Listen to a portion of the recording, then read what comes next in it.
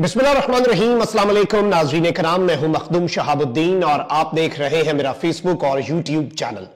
उम्मीद करता हूं आप सब लोग बखैर आफियत होंगे और जहां भी होंगे अपने अहले खाना समेत खुश भी होंगे और महफूज भी। नाज़रीन कराम, मरियम नवाज की वतन वापसी तो हो चुकी है, लेकिन एक जानिब इस सियासी फ्लॉप शो की वीडियोस पूरी कौम देख चुकी है, तो वहीं दूसरी जानिब अब अपने ही नशेमन पर बिजलियां गिराने लगे हैं।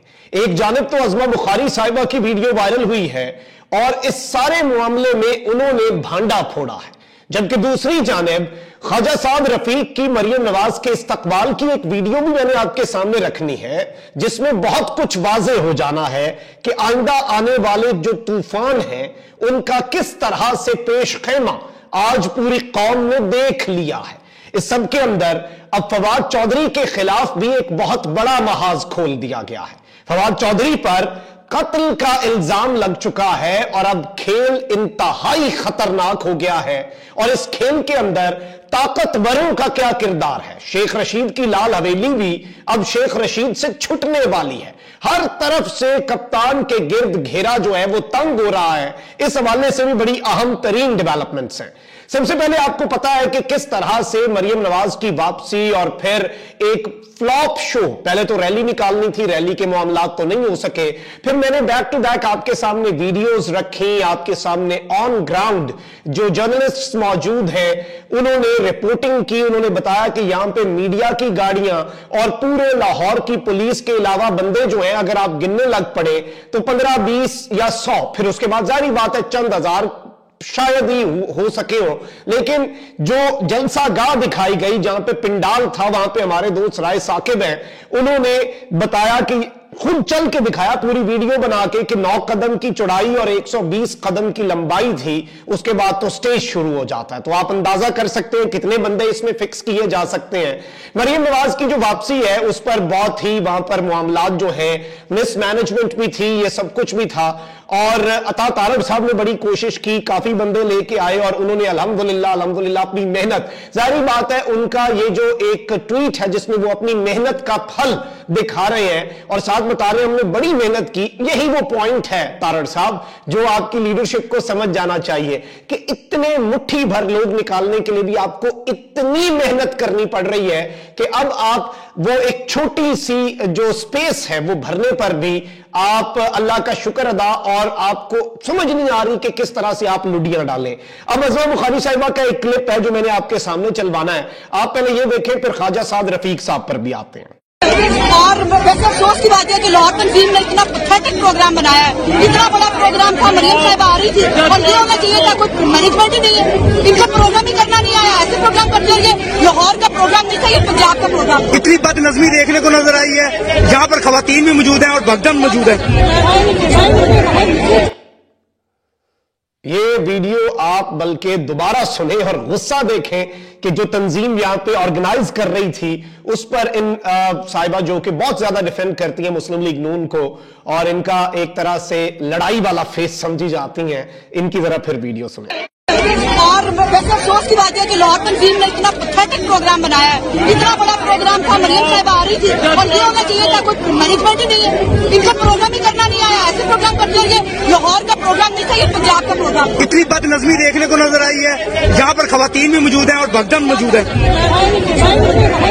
एक जानिब तो ये सब हुआ, वहीं दूसरी जानिब कुछ और चीजें भी हुई हैं। और मरियम नवाज जब जहाज में थी तो जुनैद सफदर साहब जो हैं वो वहां पर गए, उन्होंने इस्तकबाल किया अपनी वालदा मोहतरमा का और उसके बाद वहां पर नारे लगे जुनैद सफदर जिंदाबाद। और ये जो बात हो रही थी कि वो सिर्फ अपनी वालदा की मदद करेंगे, अपनी सियासत नहीं करेंगे, उस दावे की कली जो है वो भी खुल चुकी है। और उनके वालिद चूंकि अब यूथ विंग में उनकी तुक नहीं बनती तो अब ये भी शायद पता नहीं जुनैद सफदर साहब यूथ की जिम्मेदारियां न संभाल लें। अच्छा, ख्वाजा साद रफीक साहब जो हैं उन्होंने भी इस्तकबाल तो किया, अब क्या कर सकते हैं, लीडर उनकी आ गई है। लेकिन वो जिस तरह से पहले दिल की बात जुबान पे ले आए कि موروثी सियासत के बाद अब उनका किसी ओहदे पर भी दिल नहीं करता और वो कुछ नहीं करेंगे, और उनकी बेबसी और उनकी हालत जो है वो पूरी कौम ने देखी। अब आपको देखना है कि ये इस्तकबाल कर रहे हैं, और वहां पे जो शख्स है जब वो पूछता है कि आपकी लीडर आई हैं, उसके बाद इनके चेहरे के तासुरात कैसे बदलते हैं। और मरीम नवाज शरीफ साहिबा को भी पता है कि ये वो पॉइंट है, ये वो तीली है जिससे ये भड़क उठेंगे, इसलिए वो जल्दी जल्दी बात को तब्दील करते हैं, फिर कहते हैं कि अच्छा आपकी पार्टी की रहनुमा आई हैं, आप उनके इस्तकबाल के लिए, आपकी लीडर ने। आप जरा ये सुने और इसमें जो अंडरलाइन मैसेज है अब वो समझने की कोशिश करें।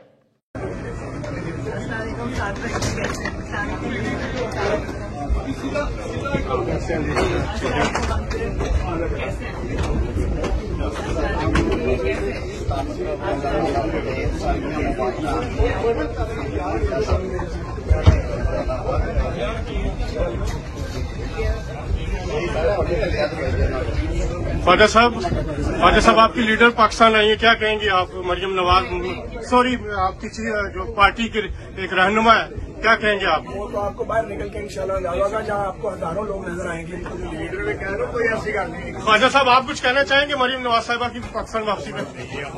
हमारे लिए बड़ी तकवीत का बायस है जी, बेटी हमारी वापस आई है और इंशाल्लाह ताला पार्टी के लिए भी और मुल्क के लिए कुछ टाइम बाद वैसा कब आप नवाज शरीफ को भी सलाह लेने आएंगे? इंशाल्लाह। क्या करीब है मियां नवाज आपके शरीफ? दोस्त हैं, पुराने दोस्त हैं, कायद हैं। इलेक्शन कब हो रही है?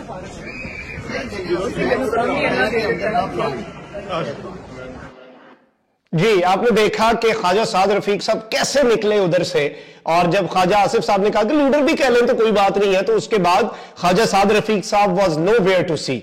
तो ये जाहिर बात है एक बड़ा क्लियर कट मैसेज है। अब्बासी साहब ऑब्वियसली पहले ही एक तरह की बगावत तो कर चुके हुए हैं। अच्छा, अब जरा जो इमरान खान साहब को विक्टिमाइज करने की बातें हैं, एक जानिब तो मैं पिछले वीलॉग में रख चुका हूं कि चौधरी परवेज इलाही का गनमैन और ड्राइवर इन्होंने बरामद किया और उनसे रट्टू तोते की तरह पूरा एक चार्जशीट चौधरी परवेज इलाही के खिलाफ के शराबें और खवातीन की जो सप्लाई है उसका इल्जाम एक 75 साला बुजुर्ग के ऊपर लगा दिया, चौधरी परवेज इलाही साहब के ऊपर। अच्छा, ये मुनस पे भी लगा देते कि हम उन्हें सप्लाई, तो किसी को समझ शायद आती या किसी के जहन में कोई बात आती, और जिस तरह से इनके जो लोग हैं वो कर रहे थे वो भी बड़ा क्वेश्चनेबल था। अच्छा, अब यहां पर एक जानिब तो आपको पता है कि इमरान खान साहब ने अपनी खुद कत्ल का जो मंसूबा है उस पर से पर्दा हटाया, फिर राणा सनाउल्लाह साहब ने कहा कि इमरान खान को फौरन एजेंसीज मरवाना चाहती हैं, साथ ही सिक्योरिटी हटा ली। अब इसके ऊपर इनके अपने हामी लोग जो समझे जाते थे, हामिद मीर साहब जो है वो बोल उठे हैं, यहां तक कि उन्होंने कहा है कि माजी में सियासी रहनुमाओं पर हमले होते रहे हैं, इमरान खान की जान को भी खतरा है, विफाकी और सूबाई हुकूमतों को चाहिए कि इमरान खान को फुल प्रूफ सिक्योरिटी फराहम की जाए। और इस सब के अंदर इन्होंने कहा कि जब भी कोई सियासी रहनुमा खुद पर हमले का खदशा जाहिर करता है तो इसमें कोई ना कोई सदाकत जरूर होती है। मुमकिन है कि इमरान खान को मंसूबा साजों से मुतल्लिक गलत फहमी हो, लेकिन उनकी जान को खतरा मौजूद है और रहेगा। उन्होंने कहा कि अगर खुदा न खास्ता इमरान खान को कुछ हुआ तो जिन लोगों के नाम लिए जा रहे हैं उनके लिए भी शदीद मुश्किलात होंगी। और बाय द वे ये बात सच है कि फिर आपको लगता है कि कौम छोड़ेगी या नहीं छोड़ेगी, ये सारी चीजें आपको समझनी होंगी।